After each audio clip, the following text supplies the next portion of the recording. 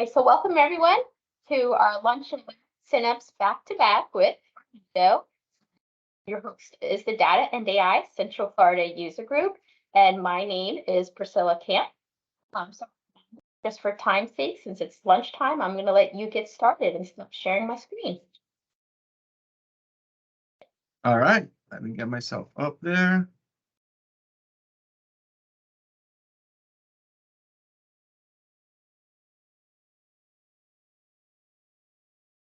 Navigating Teams. Teams likes to change things from time to time, but I think I got it right. Okay. So I guess I'm big in your screen right now, and more thing here.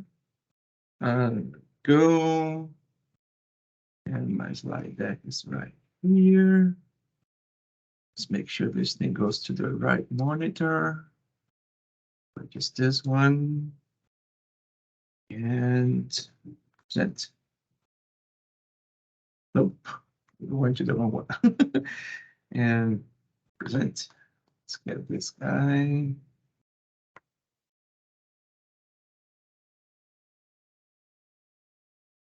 One second, I'm just playing tricks on me here.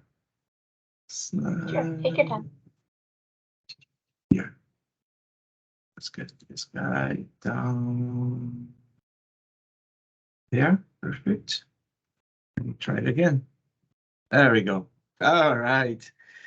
Okay, so good afternoon for you guys there in Florida. I'm here in California, so it's 9 o'clock for me in the morning, 9:03 right now.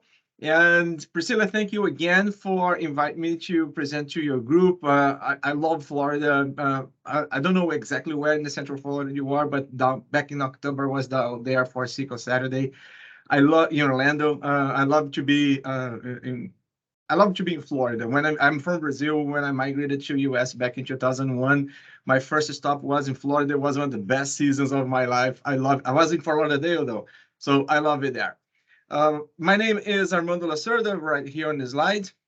My name is Armando Lacerda, and I am an independent consultant. I work mostly as a senior cloud data platform architect and engineer. I not just design the project, but I also implement the project, two hats. And I hold a bunch of Microsoft certifications, these little, badges here, there from Microsoft. These are certifications that I have collected over the years. Because I'm a Microsoft certified trainer, this little red thing here, I'm a Microsoft certified trainer, which means that I'm certified by Microsoft to deliver Microsoft official curriculum to companies, to their customers. I've been training people around Microsoft technologies for over 25 years all over the world. So it's being quite a side job. It's not my main job. It's kind of a side job. I'm also Microsoft MVP, that little blue square there. MVP is not actually a certification, it's an award that Microsoft grants to people like you and me who likes to share what they know about Microsoft technology and a bunch of open source technology too that Microsoft has been supporting up in the cloud. So you could be nominated to receive that award too if you start sharing what you know. If you show up here in the group with Priscilla and share to your local group what you know about just about what you'll be doing basically. This particular session is based on a project that I was working on, and people got confused about what Synapse and things like that. So I usually made my sessions based on things I do at work. I clean it up and then try to make a session. So if you start doing things like that, you can get that award. You can be nominated and be awarded with the MVP title, which is a pretty good thing, right? It comes with a lot of perks. So that means that Microsoft likes what I do when I in a user group like this, and also kind of a vouchers for my technical accuracy. If you want to keep the conversation going after the session is over, please connect with me on LinkedIn. Just search for my name there, Armando Lacerda, you'll find me. And it's my preferred way to get connected with people nowadays, right? Especially on the professional side. I do have a Facebook profile, but that's more me riding my motorcycle someplace or riding go-karts or scuba diving, whatever I'm doing.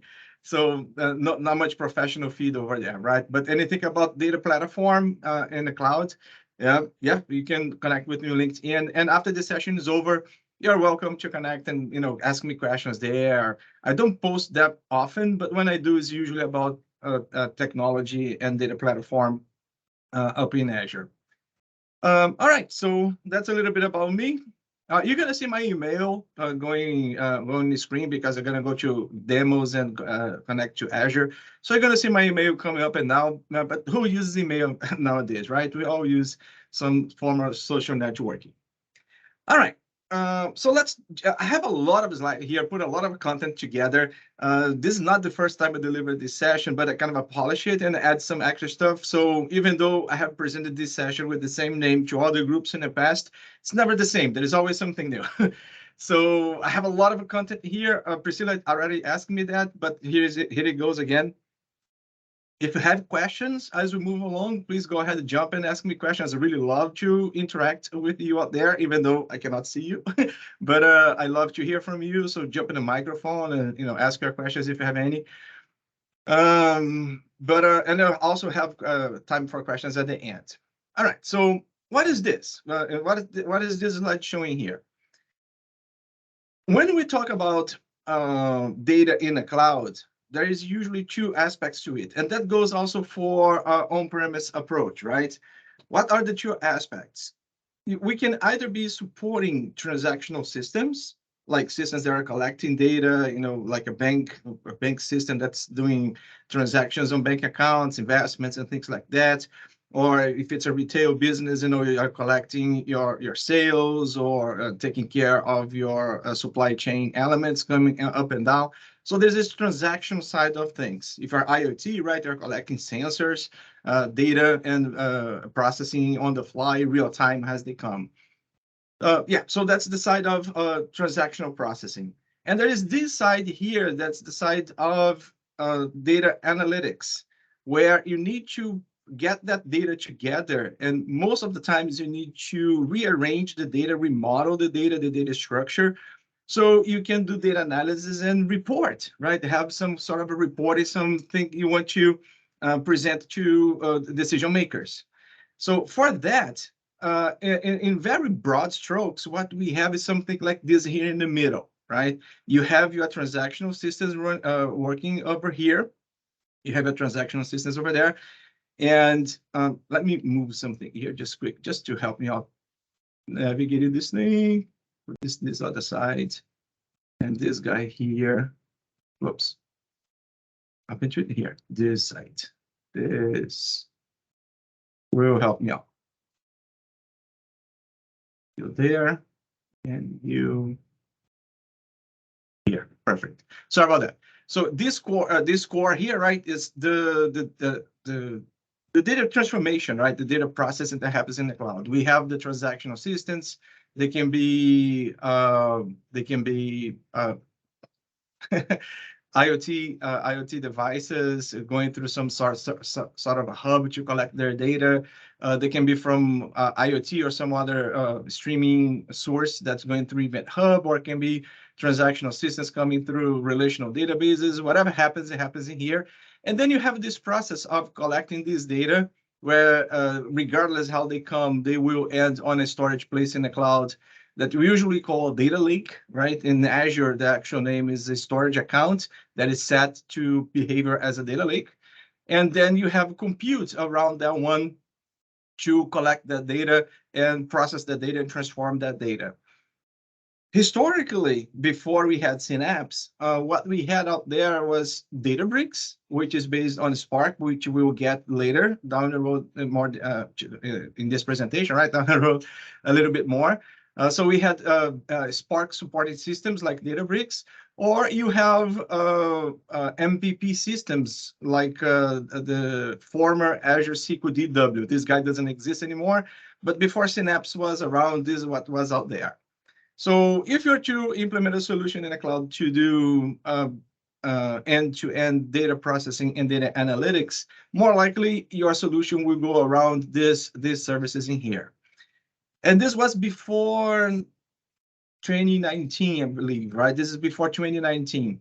And the thing about this is, in order for this to work, Data Factory is here to do ingestion from on-premise, for instance. In order for this to work, you have to do a lot of setting up, a lot of wiring, right? To get to wire this thing together, you have to set permissions, create accounts for the whole thing. So just to get the environment up and running would take you some effort, some hours, a lot of hours actually. So back in 2019, when Microsoft came along with the idea of Synapse, this was the first, the approach at that time was, we need to streamline these environments in order to create end-to-end data transformation in a cloud, ETL or ELT with ingestion, so people can get to results, you'll be able to report the results faster and not waste time just creating the infrastructure. Because, you're already in the cloud, you're not taking care of servers, but we don't want you to waste time also to connecting services around. So the hardware is taken care of. Let's take care of also of the infrastructure connecting your services, your softwares. So the idea of Synapse came out of that. Where's my mouse here? To get all these guys here working together as one, so we can get to results, be able to report the results as fast as possible, right? And just get the elements in there, and you can start working on your data. That is the idea of Synapse. In this session, we're going to go back to back on this thing from ingestion to processing to presentation all the way through. So the pieces we had there were pretty much these three pieces, right? The Azure SQL DW, the Azure Data Factory, and the Databricks. Just for reference, right? Azure Data Factory is for ingestion, and that's something important to understand on data transformations and data processing, data engineering, right? Up in the cloud, there is a process of bringing the data to the cloud. That's called ingestion. So you're not doing any data transformation. You're just receiving the data as is, and you store that data in the lake. And then you use some compute resource like Databricks or Azure SQL DW. You use some compute resource to touch that data and transform it to what it must become in order for you to be able to report the data and for people to do the data analysis and BI, whatever they want to do with that data. So there is ingestion and there is the transformation up in the cloud. Before Synapse, those were the services out there. And what the idea of Synapse is what? Is to get these things together in one piece under one umbrella and have them working together as fast as possible, as simple as possible. So they became this, right? They became what was used to be the Azure SQL DW. It became the dedicated SQL pool inside Synapse. The Databricks that we have there became two things actually, right? We have the pipelines, but we have the Spark pool, which was Databricks, and we have the pipelines that's similar offering, service offering, like Azure Data Factory. So I'm gonna go back and forth here so for you to make the screenshot in your head, right?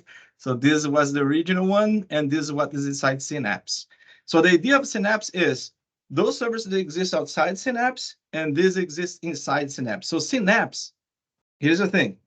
Synapse is not one service or one data engine only, like Databricks is, like Snowflake is. Synapse is a collection of compute resources, again, dedicated SQL pool, Spark pool, pipelines, and there is one more. See, the serverless SQL pool. There is one more in here. So Synapse is a collection of services that work together on top of the data you bring into the lake, and then you can do data transformation on top of that data using any one of these services here, whatever fits better your particular use case. So that's one important thing to learn, right? Synapse is not one service. Synapse is a collection of at least 3 services, because this guy here, the pipelines and the Spark pool, they're kind of the same thing. We'll see that in the film. But it's a collection of 3 services there are, GA, and there is a fourth one that I did not add to this slide here because it's not GA yet, but we'll show on the portal when I go to demo, which is Custo. It's a new data engine that's brought in for time series data analysis. So we'll see that in a few. All right. So this is Synapse. Synapse is one thing, one umbrella element with all these services together. So how does that work? If I go back to that diagram, where I had the Azure SQL DW, now it's one of the services we have in Synapse. But we don't want to have Synapse just here. We want Synapse to replace all the other elements. The data lake, no, data is just storage. We want to Synapse to replace the other compute elements, so we have the whole thing inside the same connected service. So Synapse is all of this, right? Can I still use Databricks inside not inside, but with Synapse? Yes, you can, because even though Data Lake is here as part of Synapse, Data Lake is the one thing that was not brought into Synapse itself, because Synapse is only about computing, while Data Lake is about data, right? It's a storage. So Synapse is about computing that wires up its permissions to storage. But one of the important concepts when you do data transformations in the cloud is that you want that storage to be able, or to be shared, I rather say, to be shared among any other compute element that's compatible with open source data file standards like Parquet or C and some others, right? So if I create a data lake and I use open standards for the data files, I can use not just Synapse and its engines to process the data, but I can use any other vendor's engine to process the same data, as long as it's compatible with the data file format. So the point in here is the data lake, where the file is where the data is kept, it's not proprietary to Synapse. And that's beautiful. I'm going to say it again. It brings a smile to my face. The data in the data lake is not proprietary to Synapse. It can be shared with other compute services in the cloud, like Databricks. So if there is a limitation in Synapse that Databricks doesn't have, and that happens quite sometimes, I can, for the particular workload, to use Databricks or to use Hadoop or any other vendor to process that data, to supply whatever is needed for that compute, and then keep doing my things inside Synapse. Priscilla, your hand is up here in Teams. You have a question there already? Yes, yeah. I'm really enjoying your speech presentation. And I just had a question. I know you mentioned about something about data format.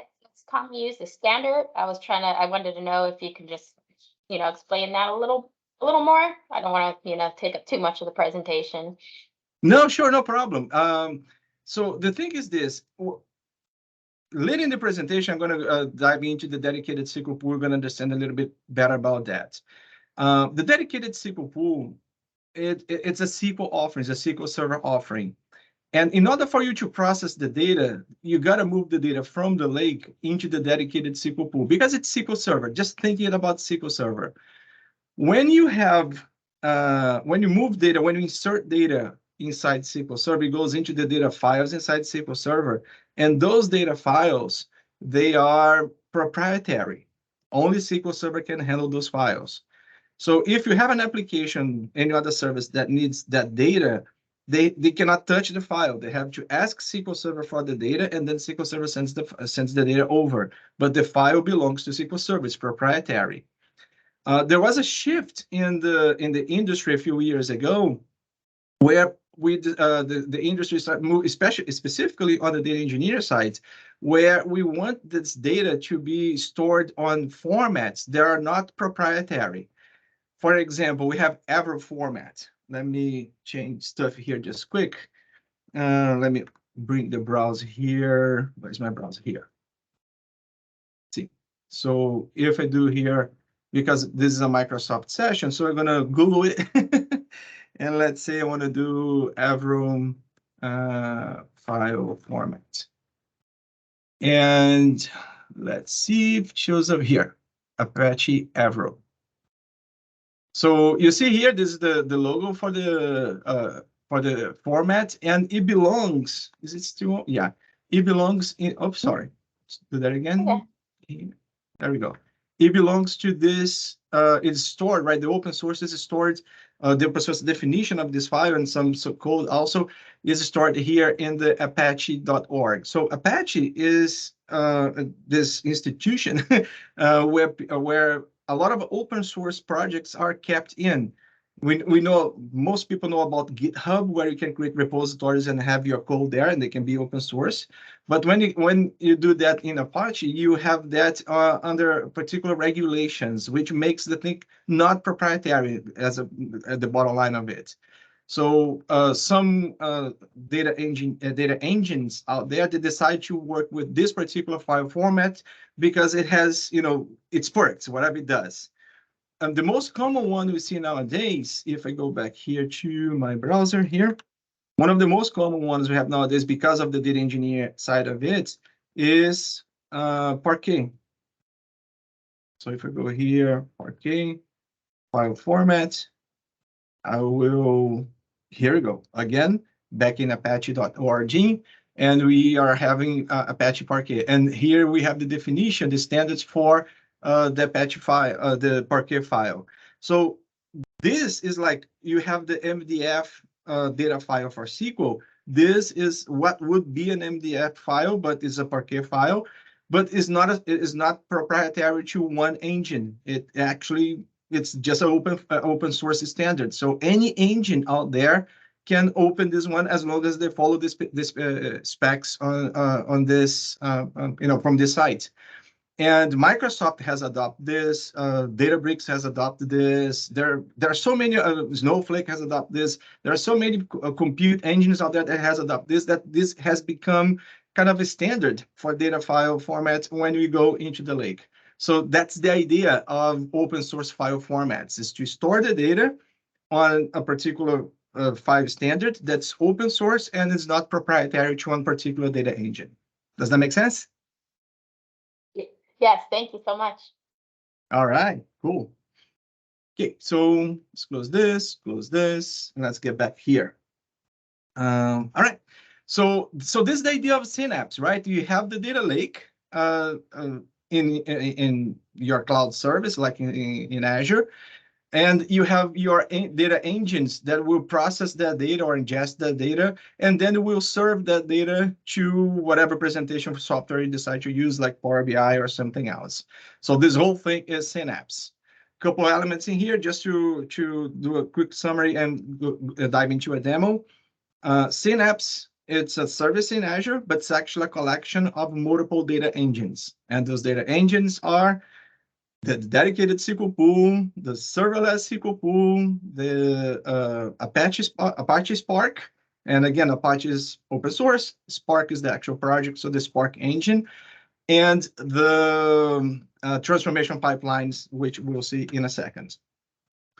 Everything that I have just shared with you guys, Microsoft tried to summarize on this particular slide. So this is from Microsoft. You'll find this picture here on a bunch of Microsoft documentations. If you Google it out, you will land on some of the Microsoft Learn web pages. It's a pretty busy slide. To be honest, I'm not much a fan of this thing because I look at this as like, where do I start reading this? But it does explain a bunch of, explains and summarizes a bunch of things I have already mentioned. As you can see here, the Spark pool, the SQL systems, where you have provision and on-demand in there, and it can be the dedicated or serverless. But I think one of the most important takeaways of this particular slide here is understanding that Synapse is the compute, is the code, while the data is detached, decoupled from the data engine. This is one of the most basic and most important things when you talk about data engine in a cloud. Your data doesn't belong to a particular compute. Your data lives by itself, and you can use any compute to touch that data. And Synapse is one of your best options out there to do that. All right, let's see how that looks like in the Azure portal. So let me go back here to the browser. I had the browser here just a minute ago. Did I close it? No, I don't think I have closed it. I have so many windows open that my browser just disappeared. Let me get a new one here. Yeah, I did close the window. Bad, Armando. New window. Let's get this guy down here so you guys can see. There we go. Go to the Azure portal.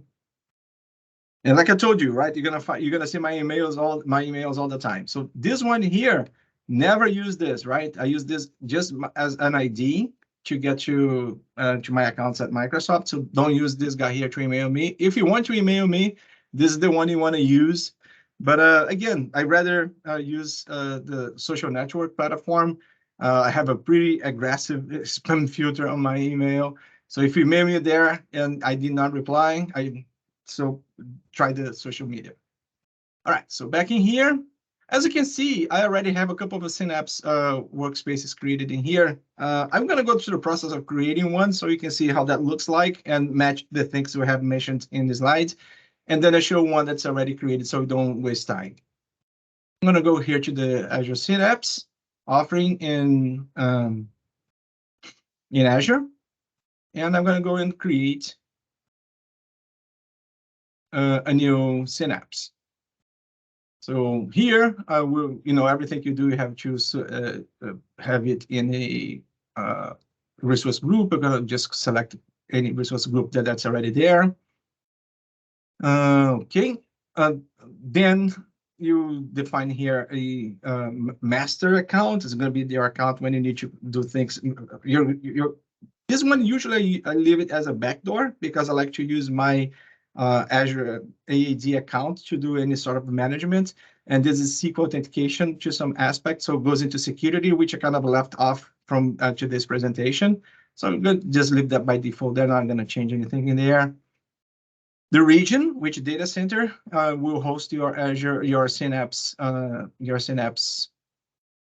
instance. And in here is your data lake. See, here it's your data lake. It's asking for your data lake information. Storage account Gen 2, very important, right? If you don't have one, you can create one right from here. But usually you already have a lake from some other project and you connect to the lake you already have. Like if I go here, I will see a few data lakes that are available to my account through multiple subscriptions that are there that Microsoft gives to me to do this kind of presentations. One of the perks of being an MVP, I don't have to waste my money on supporting these things. So let's get anyone in here, and then there is a file system in there, and we're good to go. This is pretty much what you need to create. I mean, you need to specify. These are the mandatory elements. There are some specifics about security, like that master accounts that I mentioned before. They call it the SQL Server admin login, and you're going to define your password in there. And some aspects of networking and security. Network also comes in here. You see some of the networking. So like when you create your data lake, you want to expose your data lake to the public IP addresses in the public internet. And of course, you're going to, actually not the data lake. Let me take that back. When you create your Azure Synapse, do you want your compute in Azure Synapse to be exposed or accessible through the public internet or only to a private network? Like only to server requests coming from your company, right? Not the data lake in this case, just the compute. And, and things like that. Anyways, with those few clicks, I'm ready to go and create a Synapse workspace. It's very important to keep this in mind, right? This is a Synapse workspace. Remember, inside Synapse workspace, we have those data engines. Dedicated SQL pools, serverless SQL pools, Spark pools, and the transformation pipelines. None of these guys are being created at this point, only the serverless SQL pool, but the other ones are not, because you got to choose which one you want to use and how many of them you want to use.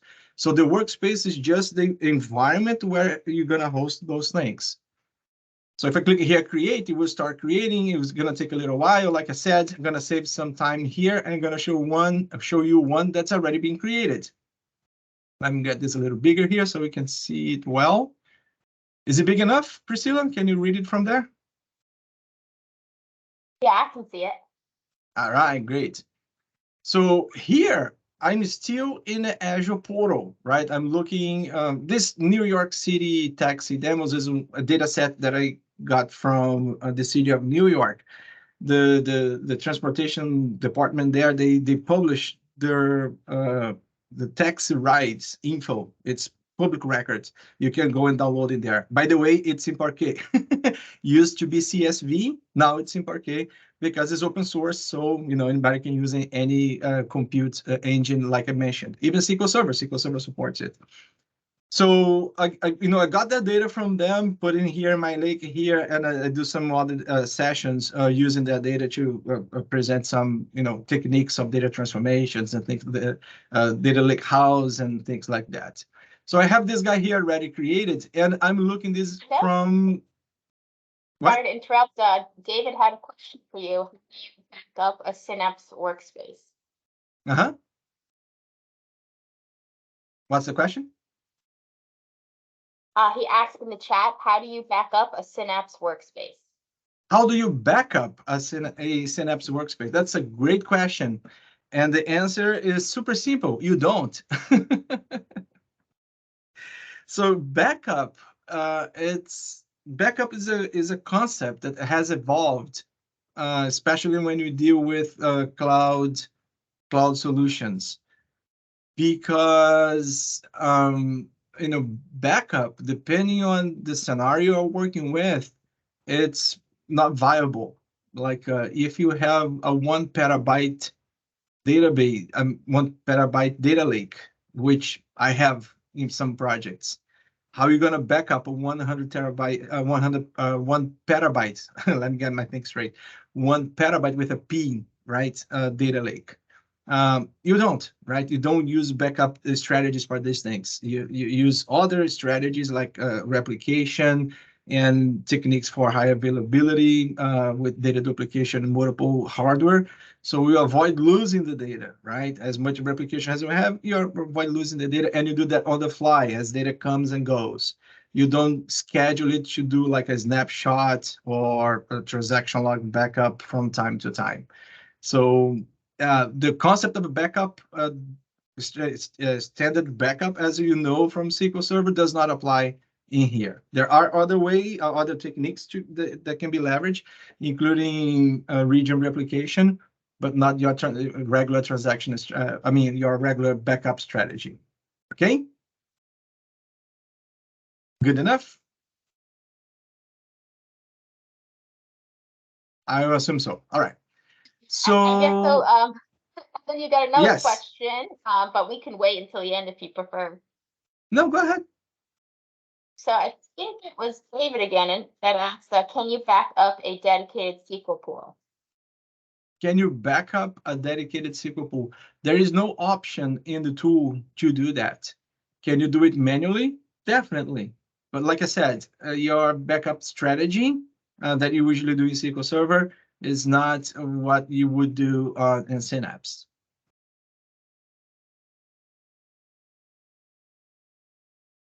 All right. And another question came in. It's from another gentleman. He asked, in case records are accidentally moved, can that be reversed? If data, there are techniques you can use for that, yes. Depending on the engine. If you do dedicated SQL pool, and you want to you want to restore your dedicated SQL pool because there is no backup, you cannot do really restores of those things. What we do there is a technique that it belongs not to the dedicated SQL pool in particular, but it's a technique, a school in the data engineering where data should be immutable, right? When you do your data transformations, you never change what you have. You always create new projections of your original source. So if you need to go back, you go back to the source. You never update the source.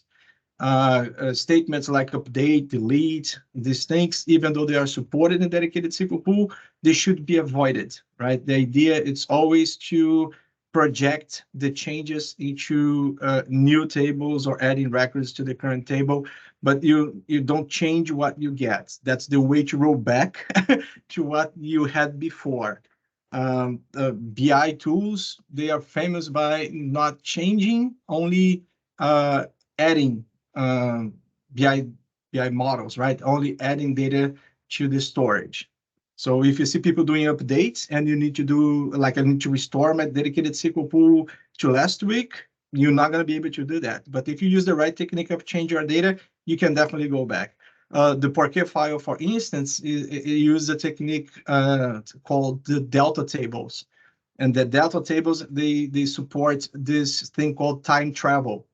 So if I get data today and I add data tomorrow, or if I truncate my table, add new data after that, time travel allows me to go back to the previous versions of that table up in time, right? Whatever time I need. So it's not a backup. I'm just touching the table where how it was a particular day and time in the past. So once again, I'm going to go back to the same point I made before. Backup strategies like you're used to do in regular SQL offerings, Oracle, SQL Server, MariaDB, whatever you're doing, on large data sets like the ones we have for data transformations like this, we do not apply the same backup techniques, right? We use this other technique that's usually known as data is immutable. You always project your data, project the changes of your data. You don't replace the data you already have, because space is not a problem. Good enough?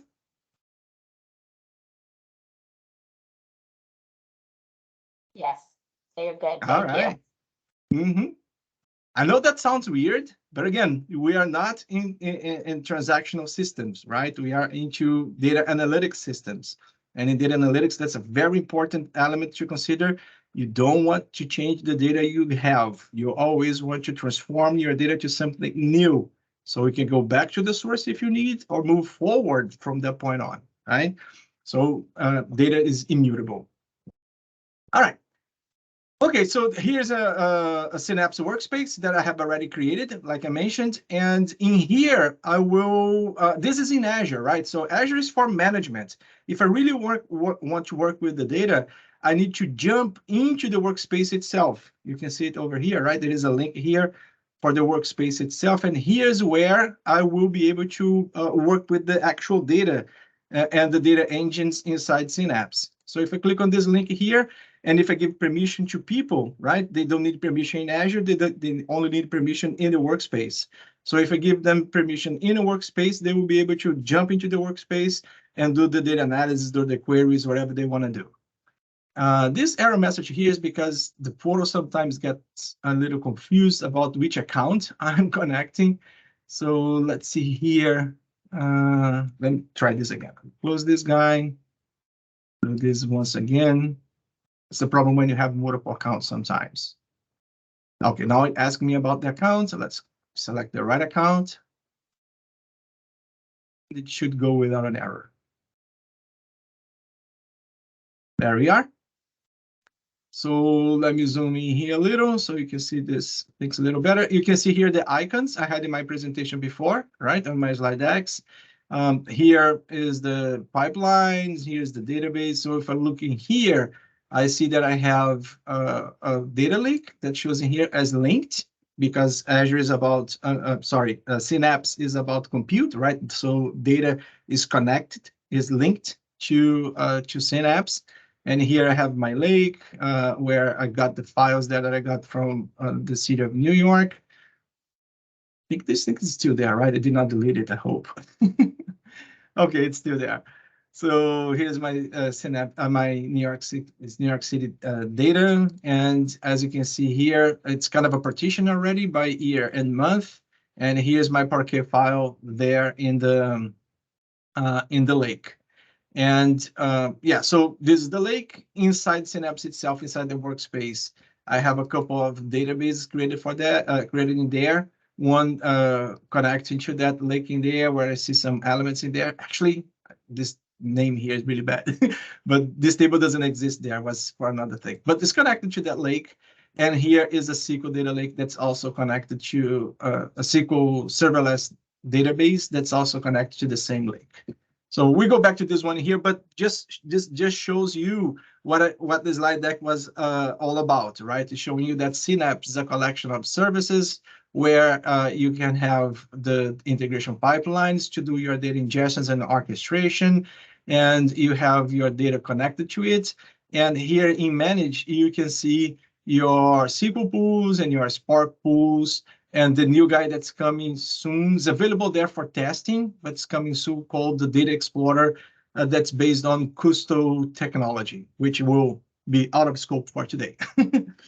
All right, so that is this demo. Let's go back here to the slide decks and move on to the next aspect of Synapse. So now we know, and I know I'm going fast in here. It's just looking at the clock here. I have about 18 minutes to wrap this up, but you can rewatch this later, right, on the recording. But now you know that Synapse is not one thing; it's multiple things, and these multiple things are all about processing, right, to crunch data, and the data is in the lake. So one of the elements, one of the data crunching elements inside Synapse is the Spark pool. So what is the Spark pool? Let's take a look on how the Spark pool works inside Synapse. Again, along the slide here with the depiction of the elements we find inside Synapse, we have the dedicated SQL pool and we have the serverless SQL pool. These two guys, as the name imply, as the names imply, they are not Spark technology. They actually SQL technology. Is the SQL engine, the same SQL engine we have on SQL Server 2022, SQL Server 2019, is the same SQL engine that they do some adaptations in there, but the core of it is exactly the same. So if you're in a project where you are going to crunch data and your team is very educated, very knowledgeable in Transact SQL, and you want to code your transformations in Transact SQL, this is where you would go. One of these two guys here, right? This would be your best bet on those things. Specifically, this guy, the dedicated SQL pool. The Spark pool is an option, an alternative to the SQL pool. The idea of they can work together too. But the idea of the Spark pool is I'm going to do data transformation, data engineering on my data, not using SQL per se, but I'm going to use libraries, and they're available out there with multiple behaviors and calculations that people have been created over the years and made available through those libraries in a particular programming language like Python or Scala. And I'm going to have a runtime that will leverage those libraries and those languages in order to code. I will code my transformations. So this is done through Spark, and inside Synapse, we have these two guys here that support Spark, right? These are the two elements. This is the real Spark, where you actually code data. So, sometimes people ask me, Armando, what's a data engineer? Well, data engineer is your former DBA that is used to do data transformations using integration service. But now it's going to do in Spark, in one of the languages supporting Spark, and the DBA, he or she will code. It's not going to be graphic user interface anymore. It will code. That's the environment you find in Databricks, for instance, right? That's how it works in there. But with Microsoft is all about a graphic user interface, right? Windows. We want to see Windows around, and if you are familiar with the SQL Server, we have the SSIS, right, where we don't code if you don't want to, right, only if you really need it.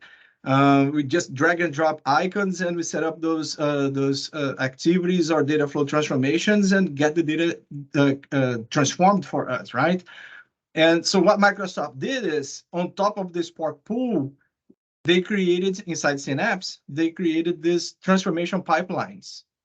And just to connect with the slides we have seen before, outside Synapse, this thing here is called Azure Data Factory. They both do the same thing. The difference is that Azure Data Factory came before Synapse and is based on another Spark engine, not the same one that's used inside Synapse. While here in Synapse, you have kind of the same behavior, pretty much the same idea, based on a different Spark engine, which the one inside Synapse. So these two guys here, they work based on Spark. This with no code or very little code, and this one here is all based on code. So for you to understand that better and have some clarity on this, I made this slide here like a side note. So you can, because if you start working with this, people will always ask you, what should I use, Databricks or Synapse Spark Pool? These things, are they both Spark? What's this thing about Spark? So here's a bit of history, just quick, 2 minutes. Few years back, can't remember how long, 5, 6 years back, this group of engineers, they were working inside Berkeley, and they came up with this product called Databricks. And at Berkeley here in California, right, just down the road here, like 20 miles from my place, they came up with this product called Databricks, and they also started up this company with the same name, Databricks. And this company they created, the product they created, Databricks, is based on another technology called Hadoop. Yeah, Hadoop, called Hadoop. The thing with the Hadoop that is core to this thing here is the ability of do cluster computing. It's like if you have to process data, you need a server, and if you have a lot of data to process, you can scale up your server, or you can scale out. Microsoft SQL Server and integration service with Microsoft SQL Server can do scale up, but is very limited on scaling out. And Hadoop came with this approach of creating clusters of computing nodes to distribute slices of the data to each node. They process the data and then stitch it back together to get the final result. Databricks, these guys there, they got that project and they made that project better by leveraging computer memory instead of just disk storage to do that and make it way faster, like lightning faster than it was originally in Hadoop. So Databricks became a star in doing data transformations because it could do scale up or out without limitations. You can have, as long as you have enough compute power hardware, you can scale out like no limit. And there are some elements around that, but that's the idea, no limits. What they have done after that is pretty remarkable. They got the source code of their project and they made it public and hosted that project in the Apache Foundation I just showed you, and they name it Spark. So Spark is the name of the open source code of Databricks inside the Apache Foundation. And they were the first contributors to that open source project. A lot of other people came around, start contributing to the same project, and start forking that project to create their own products. And Microsoft is one of them. Microsoft came along and said, you know what, I'm going to get that source code, bring it into Azure, and I'm going to do my tweak on that code so it can work better in my platform. And I'm going to offer it inside Synapse. So the Spark pool we have here is based on this with some Microsoft sauce on it. It's somewhat compatible with Databricks, so they have a level of compatibility. Coding, Python is a language that they adopt, so Python is outside this thing here as well. So it's the same language there. Most of the libraries are compatible across the board. There are some edges where where incompatibility show up, and there are some elements like Databricks. They also have the secret sauce. So sometimes Databricks develop a particular technology, they release in their products, and people like it, and then they make it public, sometime down the road.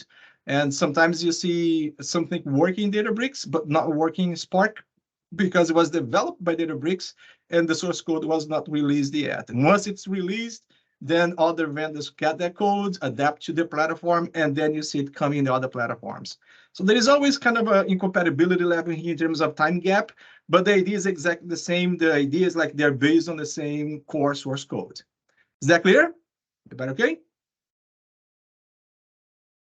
Yes. All right. No questions there.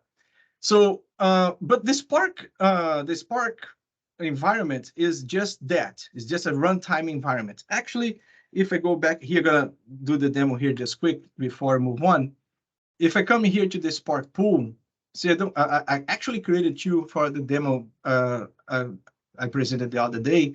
I'm going to create one here from scratch for you to see. So I'm going to do here a Central Florida pool. I wish I was there. A Central Florida pool here. And here I can decide, the setup, right? The profile of each node in my pool.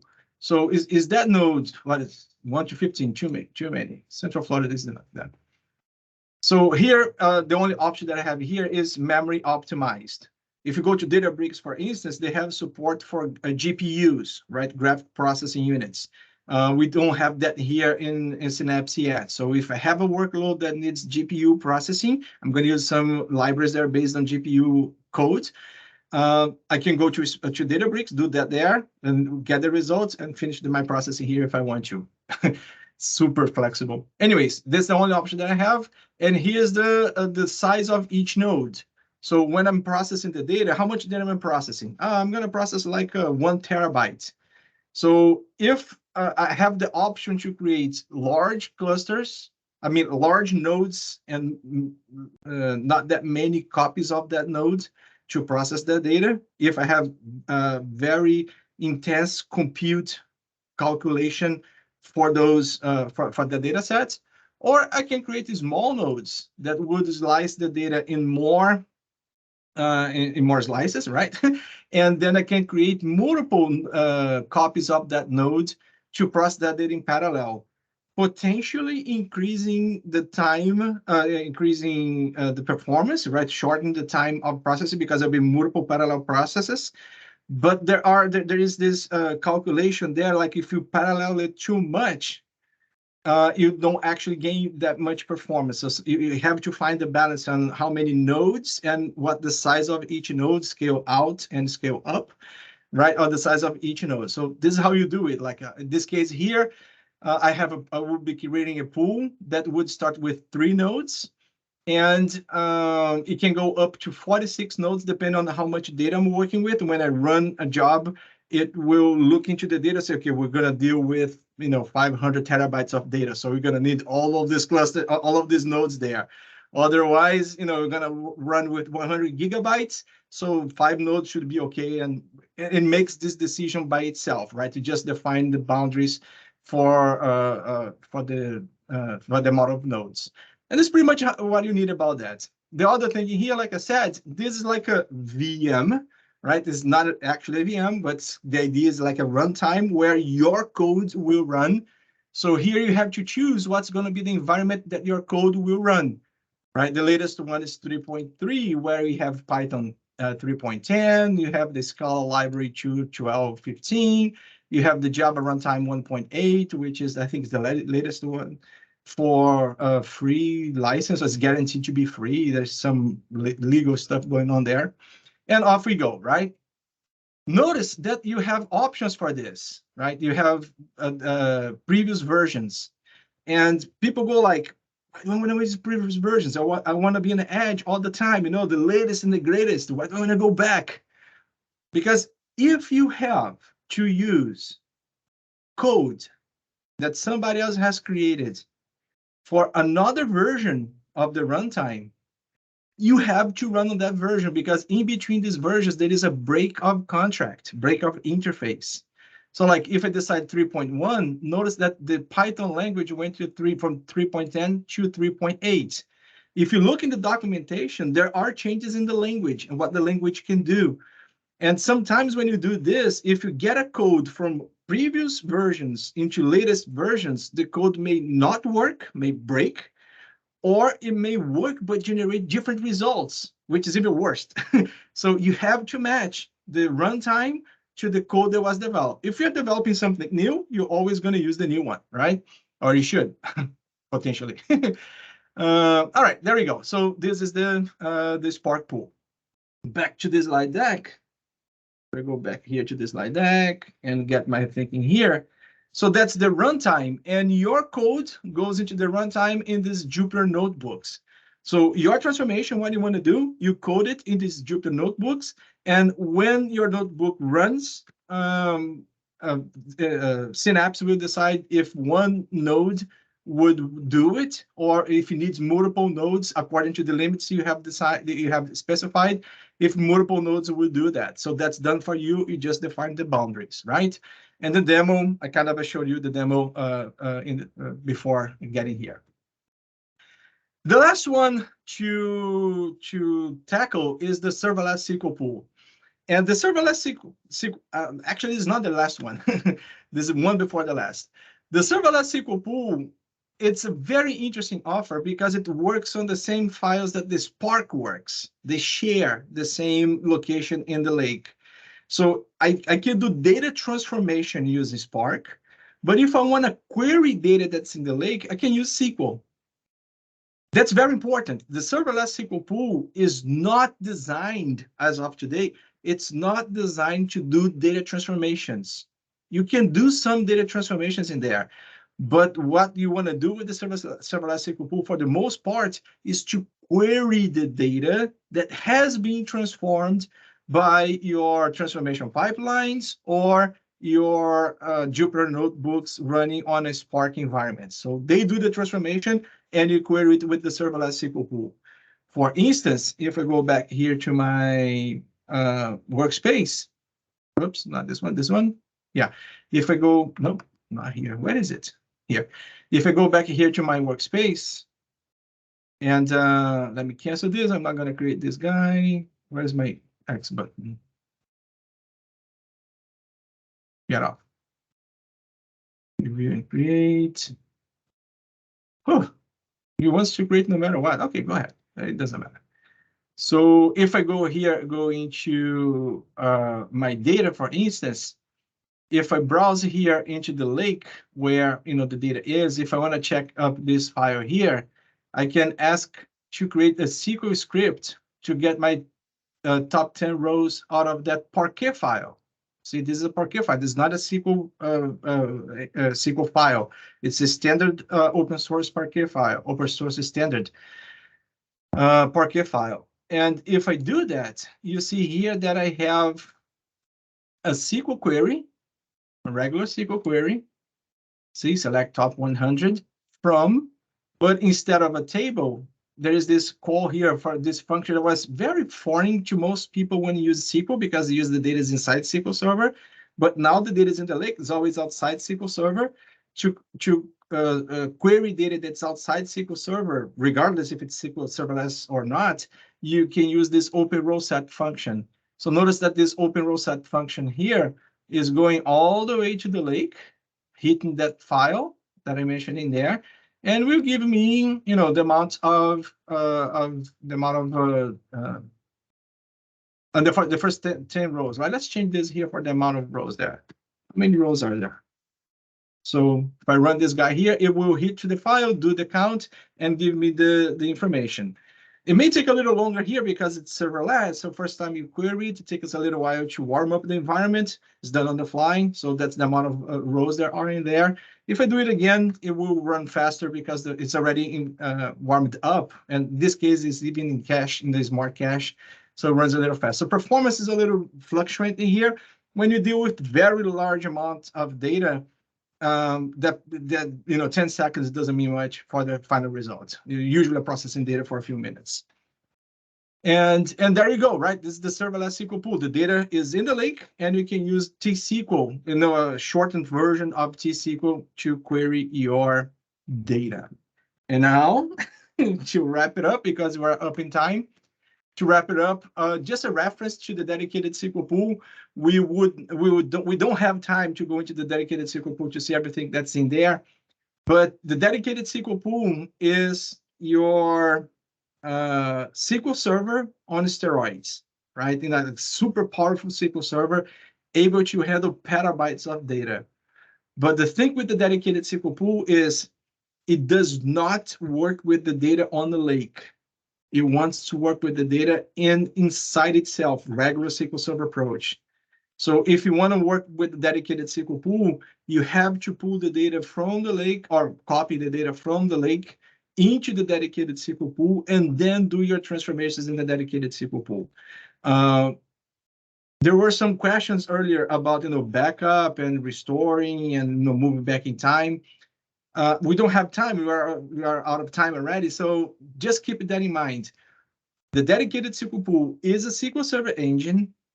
It's compatible with the SQL statements, but the way to work there is not the same way you work on a regular SQL offering, right? Like I said, you don't want to do updates, inserts, deletes. Usually you want to always project your results into a different table, right? Or a different element in there, or just append data to the same table, whatever you want to do.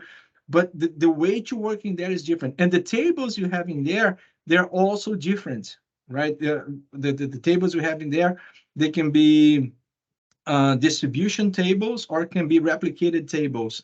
And if you're using a dimensional model, usually you want to have your dimensions as replicated and your facts as distributions because the facts are usually the largest sets you have. There are some variants to this, but you don't have time to go there. I wish we could, perhaps another day. But the dedicated SQL pool, it's the same SQL Server engine, but you don't work in there in the same way, right? And I have to wrap it up here, right? We are up in time. Priscilla, back to you. Questions from people. I can stay longer here for questions if people wants to stay longer and ask questions. But content-wise, I think we got to wrap up here. Yes, that was really informative and it was great. Thank you so much. I know most people ask their questions during your presentation, so I'm not seeing any more at the moment. If anyone does have questions, we had 10 people in, so there's 7 now. So did anyone have any questions before we leave? Oh, looks like they are good. Then I will stop this. I want to thank you so much for presenting, Armando. That was a really great presentation. I'm going to put it on my YouTube channel. Let me just stop recording.